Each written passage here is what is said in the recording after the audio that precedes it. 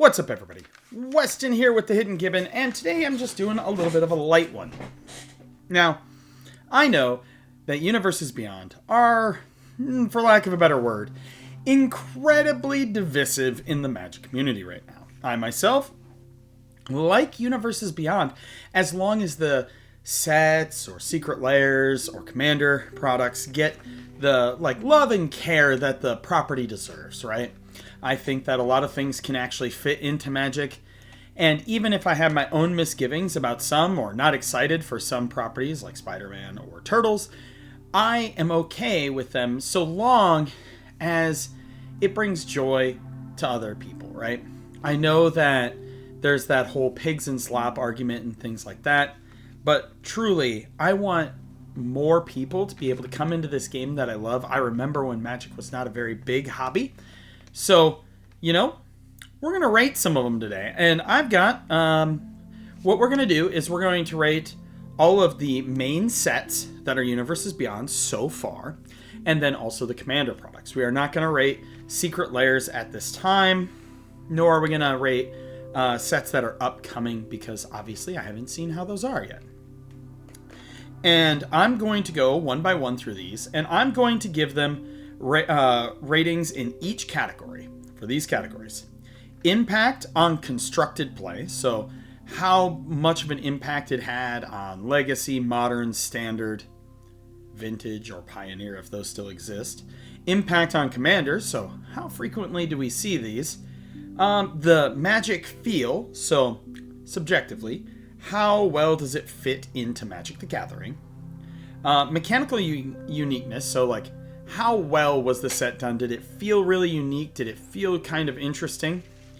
Then community reception, of course. This one's also sort of subjective, based on how the community kind of viewed the different products and things like that. And then my own personal enjoyment. Again, all kind of subjective there. And we're going to give them a grade from A, B, C, D, and F. And we will, that's how we'll do that. And I'll put, when I edit, I'll put the categories up on the screen here and kind of show one by one and what I want to give them for rating. So we're going to start off with the Commander products. And so I'm going to start off with the Doctor Who set. Now, admittedly, I don't know the most about Doctor Who. One might say I don't know anything about the show. Its impact on constructed, so far as I'm aware, when I did some digging, was negligible to next to nothing. I don't think anything really saw play in Modern or Legacy at all. I reached out to my friend Dewey. He didn't mention anything in there from them. Impact on Commander, we do see quite a few of the Doctor Who cards as supplementary cards. I know John Bolton's a popular commander. I know the different doctors are very popular commanders. So I would say that it had so I guess impact on constructed, it would get an F. Impact on Commander, I'd say it got a B. It's not ubiquitous everywhere. They were pretty well well integrated into there. I'd give it a B. The Magic feel, this one, I don't know if it's very fair for me to really judge based on the fact that I have never watched the show. I've heard it's really good, but I can't devote myself to that many seasons of a show. So if you watch Doctor Who and there's a season that you think that I could get the best view of what the show is from it, let me know and I'll watch it. But the Magic feel, at least based on the cards that I've gotten, I'd say C or B for that as well. It's got a lot of modernistic stuff in there. It didn't feel very mysterious and magical. And we'll get into how a modern setting can still feel very magic-y when we get to another set in here. So, we'll go with C for Magic feel. Mechanical uniqueness, I really like that they brought back the suspend mechanic, but that's not really too unique, right? Timey-wimey and stuff like that deals with time counters and suspend. We've already been through that once before in Time Spiral, and I love Time Spiral, but not exactly an overly super unique bring back the mechanic. However, there is River's Song, which draws you cards from the bottom of your library rather than the top. So I am actually going to give this set a C instead of a D based solely on that card bringing up and doing some heavy lifting. Drawing from the bottom is extremely interesting. Might have to do a deck tech on that. And community reception, as far as I know, it wasn't hated, and the people who like Doctor Who really liked it, and folks like me who don't know Doctor Who but like some of the cards, I enjoy the cards that I play with from the Doctor Who set, so I'd give it a solid B as well.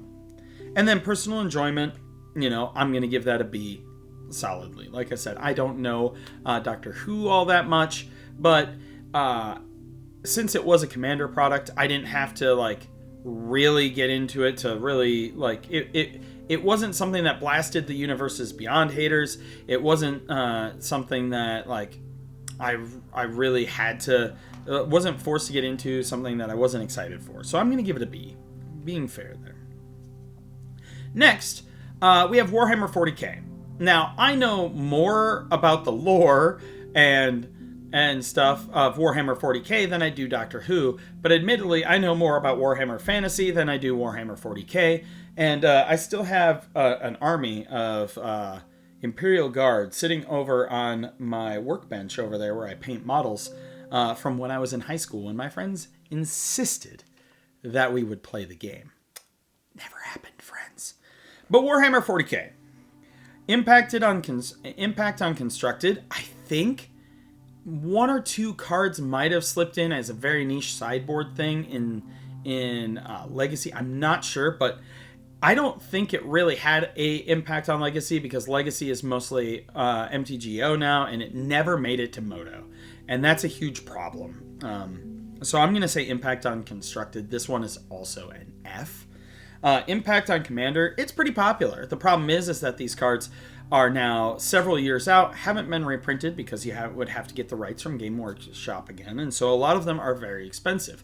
However, several of the legends in these Commander decks are extremely popular commanders. There's the guy, I can't remember his name, the red-blue guy that pings for one. Might throw it up on the screen here. So I'd say Impact on Commander is a B. Again, it's not ubiquitous like some of the other ones, and it's not going to be, given the fact that it's only a Commander product. You don't have a whole set with hundreds of legends out there.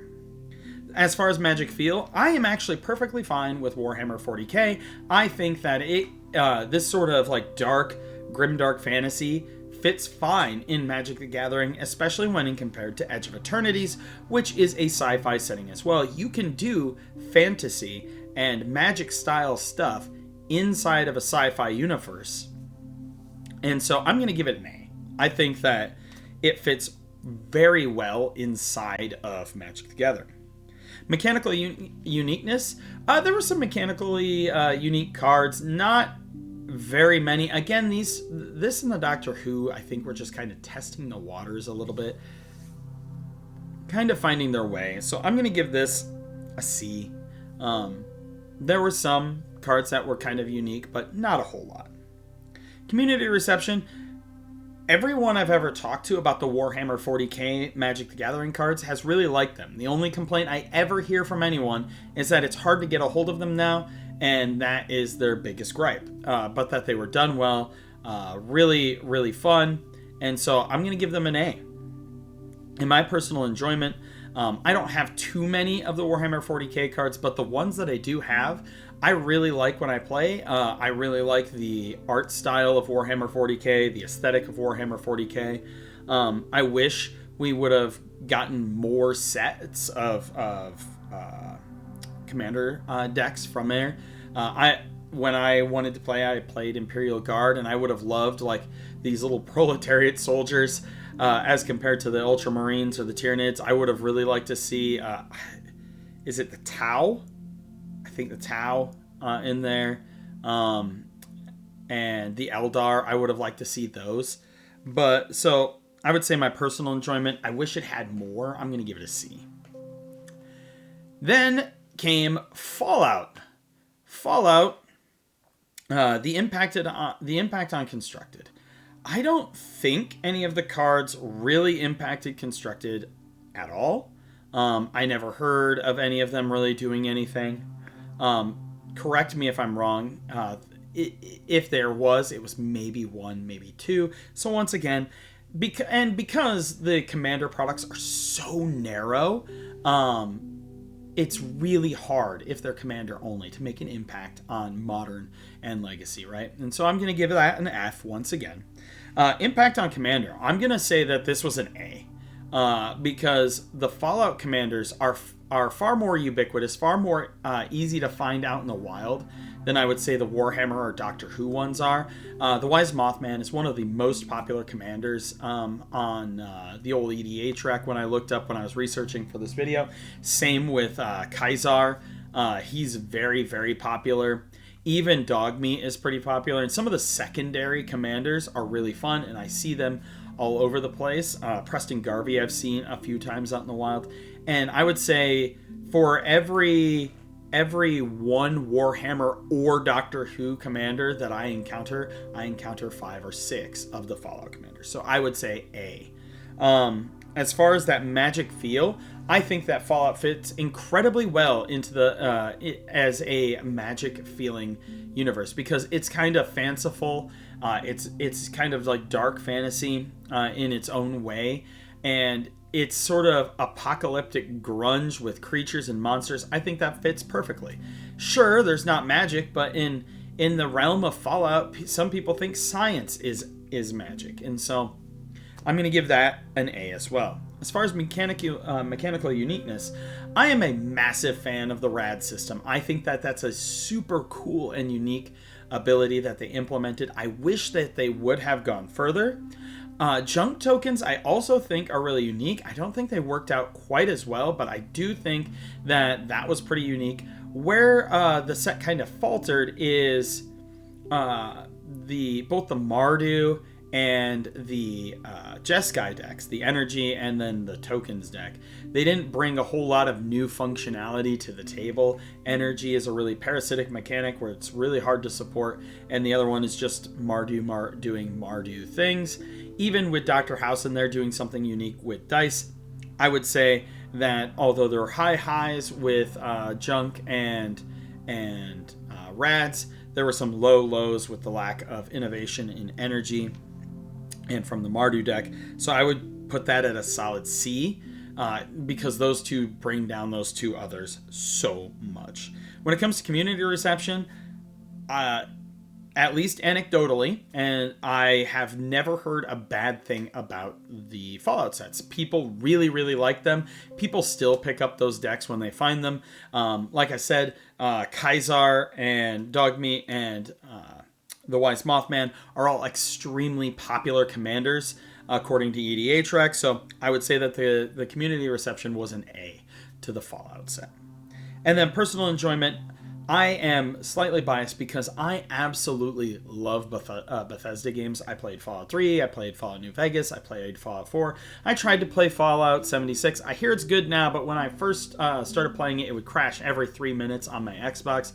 So I haven't played it since. But, you know, it's out there. And the cards, I have a Wise Mothman deck, right? I have a bunch of different decks that incorporate Fallout cards, and so I'm going to give that an A as well. Now to the sets proper, and I would be remiss if I did not start with the very first full-size set that came to Magic the Gathering from a Universes Beyond, and I think that this is the only property that could have been implemented first in Magic the Gathering to lessen the blow, so to speak, of Universes Beyond, and that is, of course, the Lord of the Rings Tales of Middle-earth. It was a modern legal set, had a whole bunch of cards, had commander products with it. It was universally loved and well received, and now its impact on Constructed was an A. I'm not saying for health. I'm saying how many cards made it into Constructed. Now, health, we can have a different conversation all day about the One Ring and Orcish Bowmasters impacts on various sets or on various formats, but the One Ring made it into Legacy. It made it into Modern. I don't even think it's legal in Pioneer, but it might have even made it into Vintage. Orcish Bowmasters has made it into Legacy. I don't know if it made it into Modern. Troll of Khazad-dûm was in the Reanimator package in Legacy, right? Like, Flame of Anor saw some play. We had Fourth Aerlingus in there. I think there was what's the blue card I'm trying to think of that gives everything flash. I can't remember, but that one also saw play. Whole bunch of their cards, so it's got to get an A, right? That many cards made it in, it gets an A.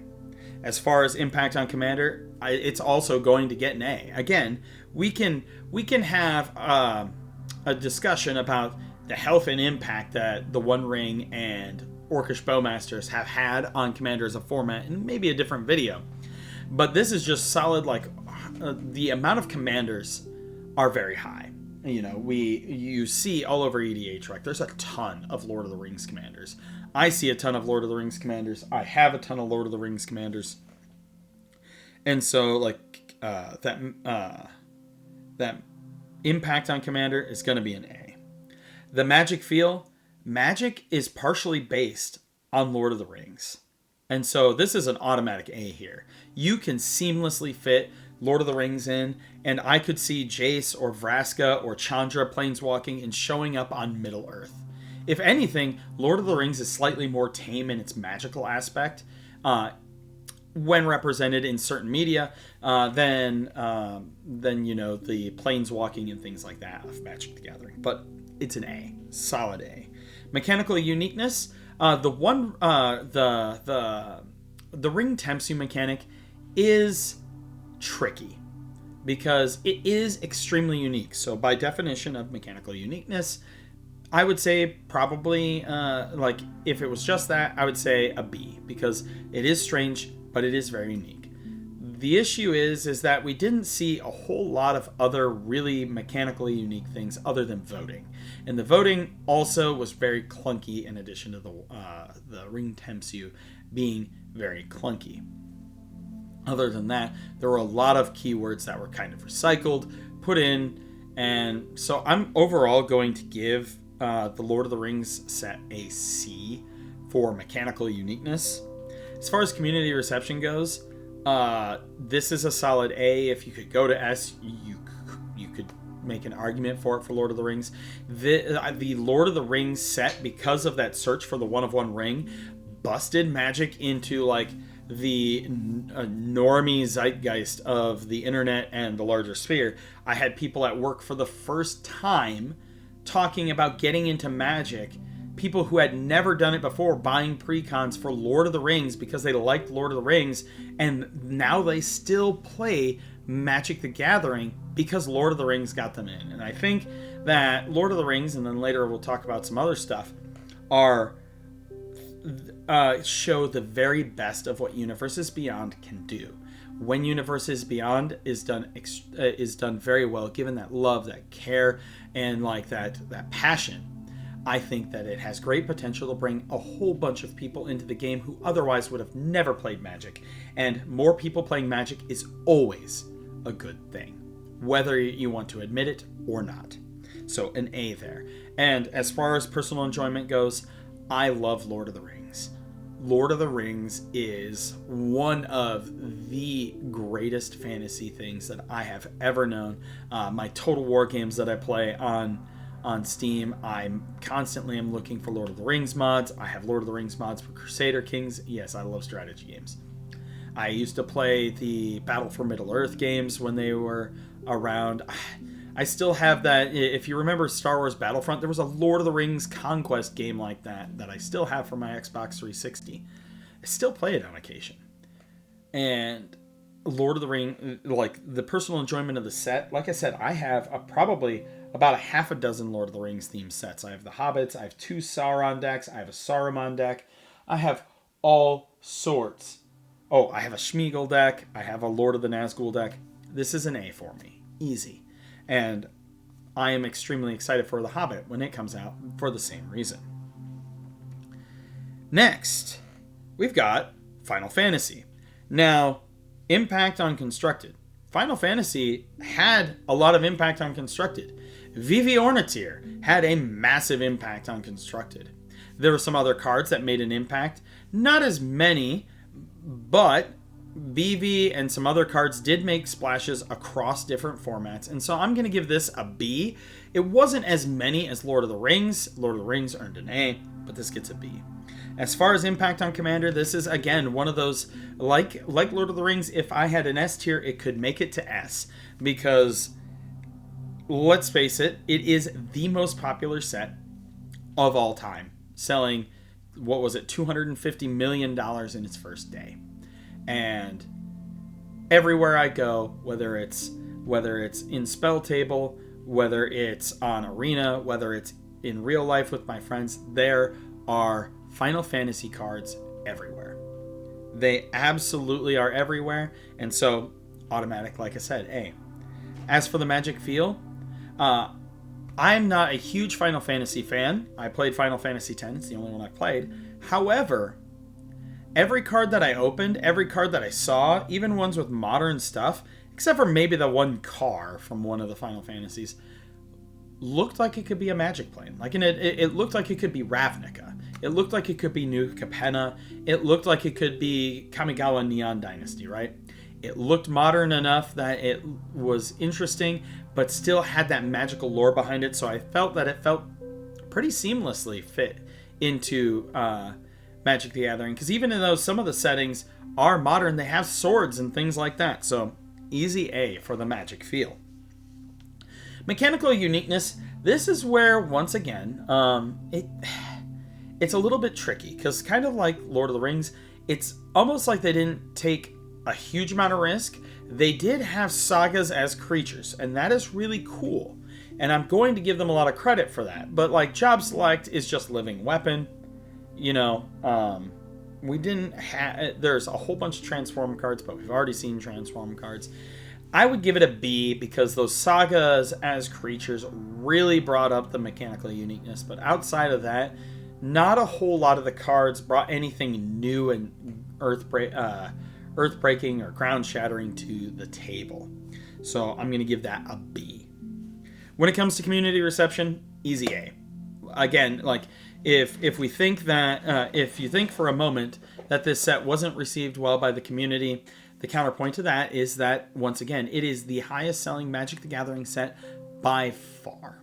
By far. And that the only bad things I really heard about it is some of the limited experience I heard from some folks that they didn't like it, some folks they did, and then the folks who just do not like Universes Beyond really kind of, I think Final Fantasy was sort of like a tipping point. We'll get into talking about that with Spider-Man, but I don't think Spider-Man was the real tipping point. I think Final Fantasy was, because Final Fantasy is kind of the nail in the coffin for folks who were really, really hoping for Universes Beyond to fail very hard because they do not like it and they wanted it to die. Even if we have a Spider-Man or a Turtle set that don't do well, for every one of those sets, if we get a Lord of the Rings or a Final Fantasy set, that more than, or Avatar set, those more than make up for it, and those sort of things sealed the fate. Universes Beyond isn't going anywhere anytime soon unless they run out of really good properties to do. So I'd say community reception, I'd give it an overall A. Any like real detractive stuff about it was mostly about the price. You know what, we'll put B because the price was really absurd. The set demanded an obscene price. A play booster for a standard legal set at one of my local game stores was $9 per pack. $9 for a standard legal set for a play booster. Not cool. So we're going to go with B on that. And personal enjoyment, like I said, I don't know a whole lot about Final Fantasy, but I do have the Y'shtola Precon over there, and I really enjoy it. And every card that I've really gotten to play in of the Final Fantasy cards, I've really enjoyed. So I'm going to give it a C because I didn't enjoy it enough to buy a bunch of it. Lord of the Rings, I spent a financially irresponsible amount of money on that one, friends. Then we have Spider-Man. Now, its impact on Constructed. F. Solid F. We haven't seen it make any real impact on Legacy. Haven't seen a real impact that I know of on Standard or Modern or Pioneer. So solid F. Impact on Commander. It is one of the least frequent sets that I see any cards from, regardless of how good they are in Commander decks. Now, when I build my deck techs, I don't discriminate against sets. I'll throw them in there even if somebody doesn't like Universes Beyond. If it's the best card for the slot, it's the best card for the slot. There are some good cards, but I'm going to say Impact on Commander is a D. It did not have a big splash. It was also a small set, and despite the vast amount of legends that it had, there weren't enough that were good, and the set was very parasitic, dealing mostly with spiders in colors that there weren't a lot of spiders on. So a D. As far as Magic feel, again, this is all subjective, but I don't think the set felt very magic-y. It is in the modern setting, and here's the thing. I think that heroes, if done well, can actually fit into Magic really, really well. I actually have high hopes for the upcoming Marvel set that it will have gotten a lot more care and TLC than the Spider-Man set.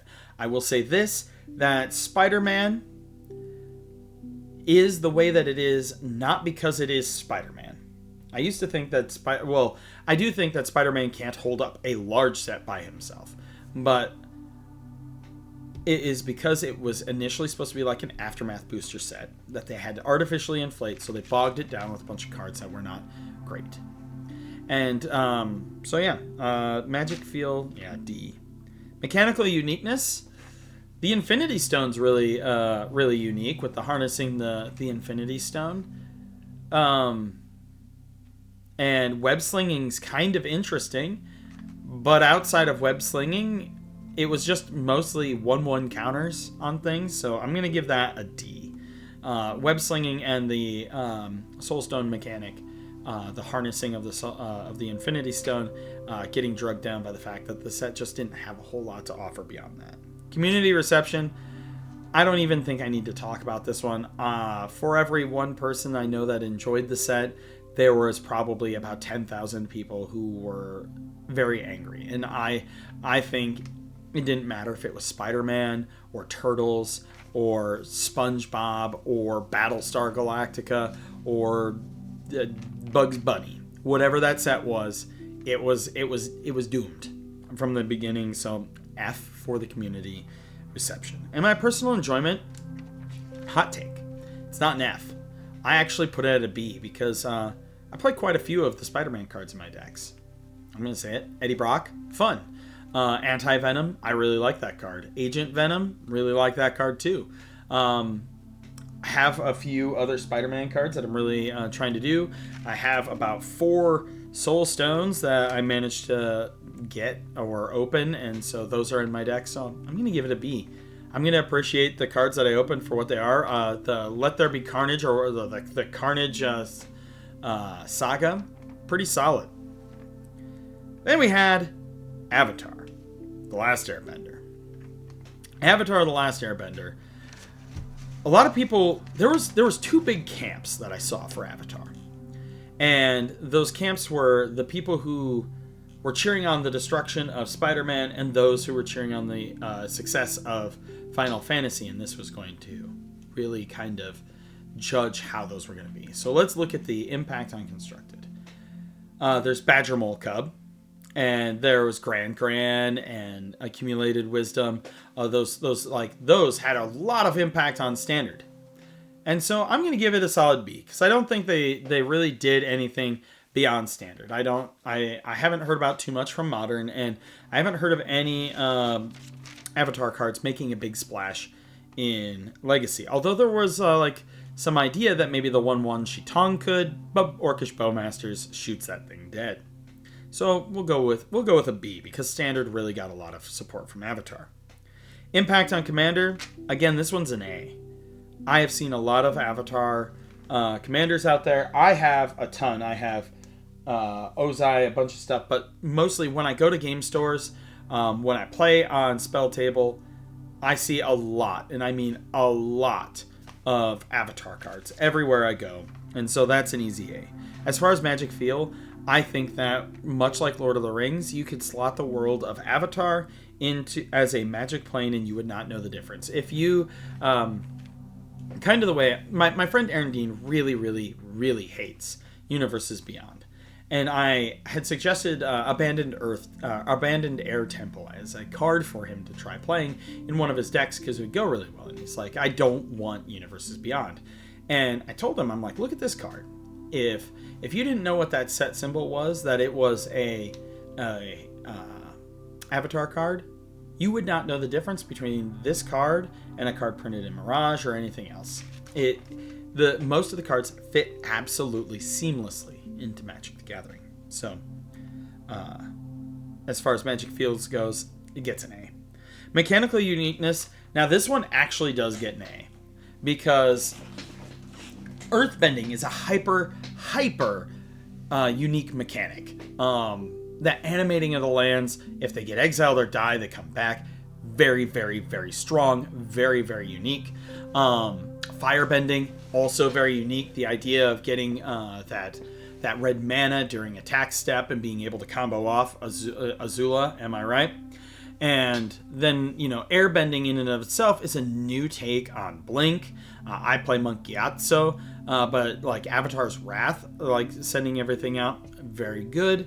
And then even waterbending being like this combination of Convoke and Improvise, very interesting. So mechanical uniqueness, I'm going to give it an A.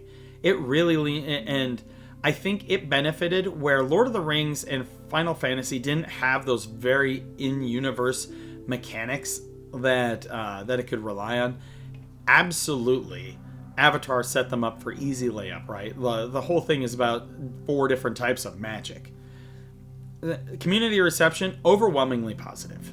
The set did very well. It succeeded very well. When I went to pre-release for this set, there were a lot of people who had quit Magic for a long time who were brought back because of Avatar, because of their love of Avatar. And so I would say this was an A. And my personal enjoyment, I love Avatar: The Last Airbender. I loved the show, and I was really afraid if it wasn't going to be done well, but the set really just did well for me. I love it. I love everything about it. It did very well. And so it's like an A for me. And then last of the Universes Beyond sets, we have ourselves Turtles, Ninja Turtles. So impact on Constructed. One of the cards is seen play in Legacy in I believe a Reanimator list.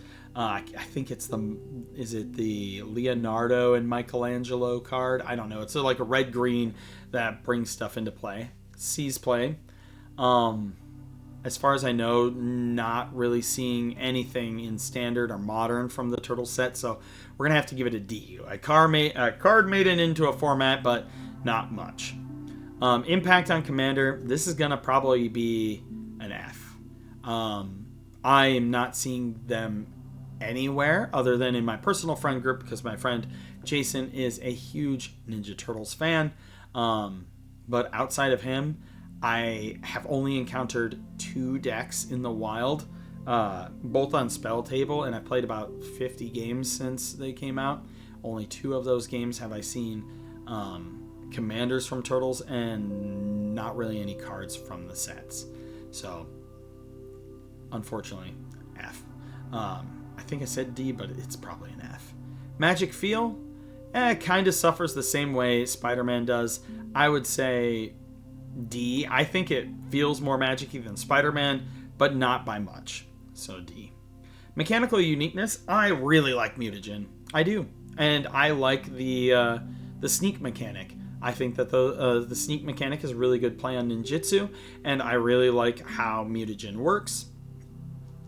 I wish we would have gotten a couple more cool mechanics, but it is a small set, hard to pack things in, so I will give it a B. As far as community reception, this one, much like Spider-Man, was overwhelmingly negative, and so probably say that the community reception was a D. There were some people excited for it, but not by much. And my own personal enjoyment, I've really liked the cards that I've opened and played with. I'm going to give it a B. It's been pretty fun, pretty great overall. But yeah, that's Turtles. I'll probably do another one of these after we get the probably sometime next year when we have about 10 more, Universes Beyond sets. And yeah, let me know what you think in the comments down below. What do you think about each of these sets? I know I'll probably get at least 4 people in the comments who are like, all Universes Beyond are terrible no matter what. And that's your prerogative. That's fine. I disagree with you. I think that sets done well are sets done well, and that I will take Final Fantasy, Avatar, and Lord of the Rings every single time over Murders of Karlov Manor, Aether Drift, Thunder Junction. Every single time. We'll take it any day of the week. Because a set done well is a set done well, whether it is Universes Beyond or Universes Within. But I want to know your thoughts in the comments down below. I know this is a really long one. Doubt very many of you make it to this point. If you do make it to this point, comment down below what I'm holding in my hands. Spoiler, it's a World War II katana. But, love that clove oil. But, I'm Weston with Gibbon, and I hope you all have a wonderful day.